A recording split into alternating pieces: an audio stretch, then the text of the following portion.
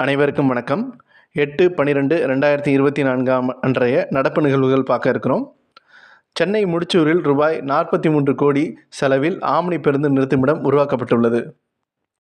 அடுத்ததாக, ஃபெஞ்சால் புயலால் பாதிக்கப்பட்ட தமிழகத்தின் பகுதிகளை பார்வையிட 7 பேர் கொண்ட மத்திய குழு வந்துள்ளது. ராஜேஷ் குப்தா என்பவர் இதன் தலைவராக உள்ளார். அடுத்ததாக, 2025ஆம் ஆண்டிற்குள் காசநோயை ஒழிக்க மத்திய மாநில அரசுகள் இலக்குகளை நிர்ணயித்துள்ளது. அடுத்து நம்ம பார்க்க இருக்கிறது ரொம்ப முக்கியமான திட்டம். இது ஒரு தமிழக அரசின் திட்டம், கலைஞர் கைவினை திட்டம். கிட்டத்தட்ட 25 கைவினை கலைகள் இதில் கற்றுக் கொடுக்கப்படுகிறது.